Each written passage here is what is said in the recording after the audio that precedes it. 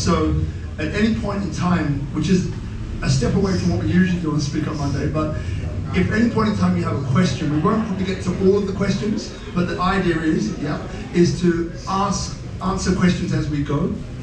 And then what we'll do at the end is that, when we switch off the camera, there'll be an opportunity for you to ask, I guess, maybe more personal questions if you have them, and a chance to connect with the panel on a personal level. So what we'll do after you, Oki, is that we'll give that microphone to IU and we'll just share these two, okay? And that will go to the audience, but you go first. So the question is, what is Silicon Valley for you, decrypting Silicon Valley? What does that look like?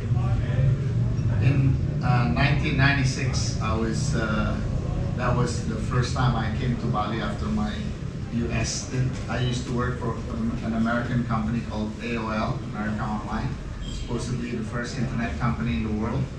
And the idea was to create Silicon Valley. So I set up my office in Kuta at the time. There was no Canggu. Siminyat was just started back in 1996. And bring my team, come over to Kuta, to Legian actually, it was in Legian. We couldn't do it. There was a power outage 20 times a day. So every hour we had a power outage. There was no internet. It was a dial-up. There was a dial-up internet, but since we can do coding offline, we don't really have to do online, right? And then we upload the thing afterwards. But the problem was power. So I'm talking about Silicon Valley Bali 1.0, 1996. 20 times a day power outage. And then a friend of mine, he's a PhD from Berkeley, his name is Agusari. He gave me a book called Regional Advantage. Why Silicon Valley becomes Silicon Valley and Route 126 in Boston becomes Route 126. So there are a couple of components. So there are supply of talents, like what Emilio said. Now we have a lot of talents coming in, flocking into Bali. But in Silicon Valley and Route 123, there is Stanford, all these universities, and also Harvard and MITs. So those are the talents. In Bali, we don't have. We do have some local universities, but it's not that many. But the international talents are flocking in, so they're available. So you also need projects, like real-time projects, like a real projects for these talents to develop whatever projects that the market needs. And the components number 3, you will need investors who would fund those projects or those initiatives. So these 3 key components has to be there for that Silicon Valley to foster. Otherwise, it's going to be very difficult because you have the talent, you have the projects, but no investors. Or you have investors, you have the projects, but no talents. So some of the talents you can outsource it online to all these different websites, and I've tried that. But I can be very proud and very happy to say that my projects is 100% made in Bali. The idea was developed over here. The project was for Bali project, and it was developed by a Bali-based developers and investors. So Purpose, the NFT charity company that I developed, it's all based in Bali, based on those ingredients that I get from that book. That back in 1996, by the way, the book was written in 1975, so it's not a new book, yeah. I called Regional Advantage, so you should read that book for this Bali, Silicon Valley initiatives. I think that's something that I can share.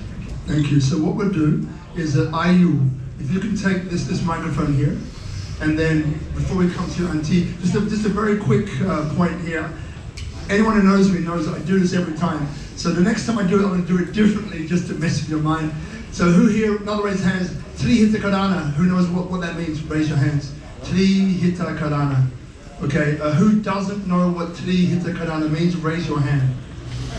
Wonderful, great. So we're in Bali, so Oki mentioned Bali. Bali Investment Club doing some great things for Bali. Tri Hita Karana, I'll do the best I can to explain it, is a Balinese tradition.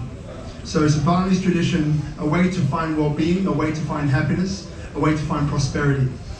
There are three elements to it, but what I'd like to impress upon you is maybe to look at it from this perspective. So if you have a business, an initiative, a project that you're looking to start, then one way to look at it is by asking yourself this question, right? So how does the project I'm about to start, or the initiative that I'm about to do, or the business I'm about to create, how does it impact X? So X is this tree hitakanana. So the top of it, let's say X means human to God. So how does the initiative, the business, the project I'm about to do, how does it impact customs, culture, tradition? We're in a very, very spiritual country, everyone, even Ireland keeps saying country.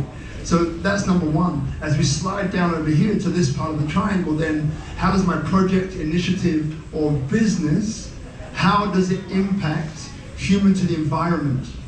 So how does it impact sustainability?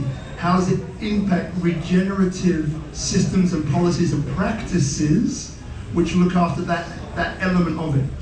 And the third and final part of this triangle is how does it impact human to human? In other words, prosperity. So how does this thing create or generate income or generate wealth?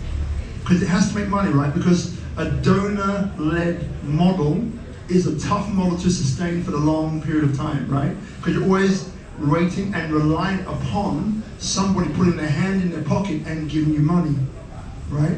So this triangle, remember, at the top, Tri Hita Karana. So at the top, human to God, customs, culture, traditions.